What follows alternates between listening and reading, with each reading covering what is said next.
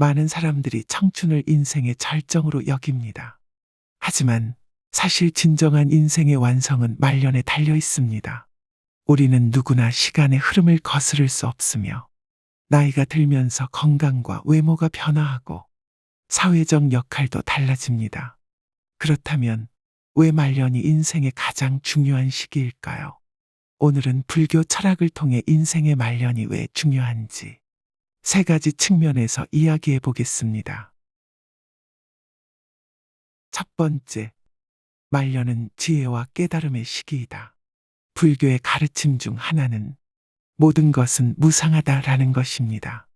이는 세상에 존재하는 모든 것은 영원하지 않으며 변화하는 것이 자연의 법칙이라는 뜻입니다. 우리는 젊은 시절에는 이 무상함을 깨닫기 어렵습니다. 육체적으로 건강하고 꿈을 이루기 위해 바쁘게 살아가면서 많은 것에 집착하기 쉽기 때문이죠. 하지만 시간이 흘러 나이가 들고 인생의 말년에 접어들면 우리는 이 무상함의 의미를 조금씩 깨닫게 됩니다. 젊은 시절에는 가족을 위해, 성공을 위해, 명예를 쫓기 위해 열심히 살아왔지만 그 과정에서 많은 집착을 하게 됩니다. 말년에 가까워지면 비로소 알게 되죠. 내가 쫓았던 많은 것이 무상했음을, 그리고 진정한 행복은 외부의 성취나 물질적인 것에서 오는 것이 아님을 말입니다. 불교에서는 집착은 고통의 원인이다라고 가르칩니다. 우리가 집착하는 모든 것은 언젠가 사라지기 마련이며 그로 인해 우리는 괴로움을 겪게 됩니다. 말년의 중요한 특징은 그동안의 삶에서 얻은 지혜를 바탕으로 비움을 배운다는 점입니다. 일례로 한 70대 노인이 자신의 삶을 돌아보며 친구에게 말했습니다. 젊었을 땐 내가 모든 것을 가질 수 있을 줄 알았어. 하지만 이제는 알지. 그 많은 것들이 다 사라질 거라는 걸. 이 노인은 자신의 사업에서 성공을 거두고 가족에게 많은 것을 제공했지만 정작 자신이 쌓은 물질적인 것들이 무의미하다는 사실을 늦게서야 깨닫게 되었습니다. 그는 이제 남은 시간 동안 더 이상 재산을 쌓는 것보다 가족과 함께하는 시간, 마음의 평화를 찾는 것이 더 중요하다는 것을 알게 된 것이죠. 불교에서는 참된 지혜는 세속적인 것에서 벗어나는 것이다 라고 합니다. 말년이 되면 우리는 외적인 성취가 아닌 내적인 깨달음에 집중하게 됩니다. 세속적인 목표와 집착을 내려놓고 마음의 평화를 찾는 것이야말로 말년의 지혜입니다. 우리가 젊을 때는 다른 사람들과 경쟁하며 더 많은 것을 얻으려 하지만 말년에 가까워지면 경쟁에서 벗어나 비로소 진정한 자아를 찾게 됩니다. 자기를 아는 것이 가장 큰 깨달음이다. 이는 불교의 중요한 가르침 중 하나입니다. 또한 불교에서는 선을 통해 마음을 다스리는 방법을 강조합니다. 말년에는 젊었을 때처럼 활동적인 삶보다는 고요한 마음으로 자신을 돌아보고 성찰하는 시간이 많아집니다. 매일 아침 명상을 하며 스스로에게 묻는 것이죠. 오늘 나는 무엇을 배웠는가? 나는 무엇을 비울 수 있을까? 이러한 질문을 통해 우리는 진정한 깨달음의 한 걸음 더 다가가게 됩니다. 한 60대 여성의 이야기를 예로 들어보겠습니다. 그녀는 평생을 자녀들을 위해 살아왔습니다. 자녀들에게 더 좋은 교육을 제공하기 위해 열심히 일하고 그들의 성공을 자신의 목표로 삼았죠. 그러나 자녀들이 모두 성인이 되어 독립하고 나니 그녀는 큰 공허함을 느꼈습니다. 그동안 자신이 쌓아온 것이 아무런 의미가 없다는 생각이 들었기 때문입니다. 이때 그녀는 불교의 가르침을 통해 자신의 삶을 다시 돌아보게 되었습니다. 그녀는 자신의 집착과 욕심이 자녀들에게도 고통을 주었음을 깨닫게 되었죠. 그 후 그녀는 명상을 통해 마음을 다스리고 남은 인생을 자신을 위한 시간으로 채우기로 결심했습니다. 그녀는 이제 더 이상 자녀들의 성공에 집착하지 않고 그저 그들이 행복하게 살아가기를 바라는 마음으로 살아가고 있습니다. 불교에서는 지혜는 모든 번뇌를 끊는 열쇠이다 라고 말합니다. 인생의 말년이야말로 우리가 그동안의 번뇌에서 벗어나 지혜를 통해 삶의 진정한 의미를 깨닫는 시기입니다. 우리는 이 시기에 비로소 모든 것은 무상하다는 것을 온전히 이해하게 되며 그로 인해 삶의 평화를 찾게 되는 것입니다. 두 번째, 말년은 욕망을 내려놓고 내면의 평화를 찾는 시기이다. 불교에서 중요한 가르침 중 하나는 욕망에서 벗어나라는 것입니다. 욕망은 우리의 삶을 끊임없이 휘젓는 바람과도 같습니다. 젊을 때는 세속적인 성공, 물질적 풍요, 사회적 지위를 추구하며 살기 마련입니다. 하지만 시간이 지나 나이가 들고 말년에 접어들면 우리는 욕망의 허무함을 깨닫기 시작합니다. 불교에서는 탐욕은 불타는 불과 같다라고 말합니다. 탐욕이란 마치 불처럼 끝없이 타오르며 결국 자신을 해치게 된다는 의미죠. 말년이 되면서 우리는 이러한 불타는 욕망에서 벗어나 진정한 내면의 평화를 찾는 법을 배우게 됩니다.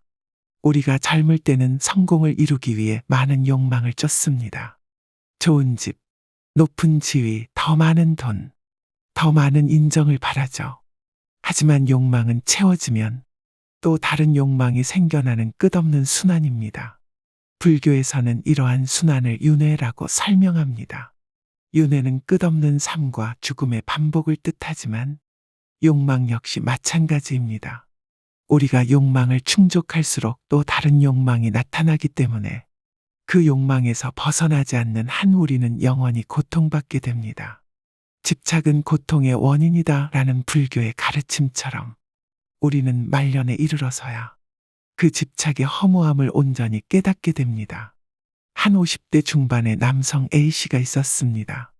그는 젊은 시절 성공을 쫓아 쉼없이 일했습니다. 하루도 쉬지 않고 일터에서 성공을 위해 달려왔고 그 결과 그는 큰 회사의 임원이 되었으며 많은 돈과 명예를 얻게 되었습니다. 하지만 그 과정에서 그는 가족과 멀어졌고 건강마저 잃게 되었습니다. 그럼에도 불구하고 그는 자신의 성공을 포기할 수 없었습니다. 더 많은 것을 얻으면 더 행복할 것이라는 생각에 사로잡혀 있었기 때문입니다. 그러나 어느 날 A씨는 갑작스러운 건강 악화로 병원에 입원하게 되었습니다. 그는 병상에 누워있는 동안 자신의 인생을 돌아보며 그동안 쫓아왔던 성공과 욕망이 자신에게 진정한 행복을 가져다 주지 못했다는 사실을 깨닫게 되었습니다. 가족들과 멀어졌고 건강도 잃었으며 자신이 생각했던 성공이 결국은 허무함으로 다가왔습니다. 그제서야 그는 깨달았습니다. 그가 쫓던 것은 그저 물질적 욕망일 뿐 진정한 행복과는 거리가 멀었다는 것을 말입니다. 이때 그는 불교의 가르침을 떠올렸습니다. 욕망을 버리면 마음이 평화롭다는 가르침이 바로 그의 상황에 맞는 말이었습니다. 그는 더 이상 세속적인 성공에 매달리지 않기로 결심했습니다. 이후 그는 가족들과의 관계를 회복하고 건강을 회복하기 위해 명상과 요가를 시작했습니다. 그는 이제 더 이상 세속적인 욕망에 휘둘리지 않고 매일 자신의 마음을 들여다보며 진정한 평화를 찾고 있습니다. 불교에서는 마음을 평화롭게 유지하기 위해 사념처 수행을 권장합니다. 사념처란 몸, 감정, 마음 그리고 법을 관찰하며 우리가 집착하고 있는 것들을 내려놓는 수행법입니다. 이는 말년에 특히 유용한 수행법입니다. 우리의 몸은 젊었을 때와 달리 노쇠해지고 더 이상 과거처럼 많은 것을 추구할 수 없습니다. 그렇기 때문에 자연스럽게 세속적인 욕망에서 벗어나 내면의 평화로 다가갈 수 있습니다. 탐욕은 무거운 짐이다. 이는 불교에서 욕망의 무게를 설명하는 말입니다. 젊었을 때는 그 무거운 짐을 기꺼이 지고 달려가지만 말년에는 그 짐이 너무 무겁게 느껴집니다. 우리에게 남은 시간이 많지 않다는 것을 깨닫게 되는 순간 우리는 그 무거운 짐을 내려놓고 싶어집니다. 말년이야말로 그 짐을 내려놓고 가벼워지는 시기입니다. 무거운 짐을 내려놓을수록 우리는 더 자유롭게, 더 평화롭게 살 수 있게 되죠.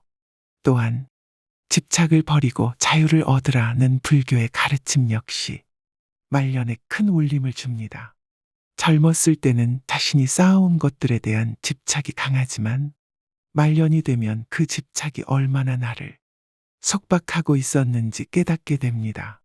물질적 성공, 사회적 지위, 인간관계의 집착 등 모든 것이 우리를 속박하고 고통스럽게 했음을 알게 되죠. 하지만 말년이 되면 그 집착을 서서히 내려놓고 더 큰 자유를 얻게 됩니다. 한 예로 한 노부부의 이야기가 있습니다. 젊은 시절 이들은 남들과 비교하며 더 많은 것을 이루기 위해 서로에게 큰 기대를 걸었고 그로 인해 수많은 다툼을 겪었습니다. 그러나 나이가 들어감에 따라 이들은 서로에게 기대했던 집착을 하나씩 내려놓기 시작했습니다.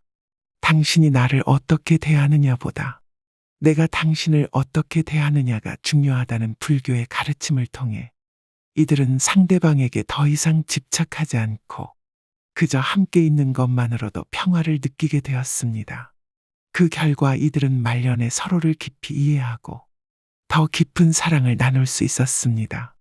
이처럼 인생의 말년은 우리가 욕망과 집착을 내려놓고 진정한 자유와 평화를 찾는 시기입니다.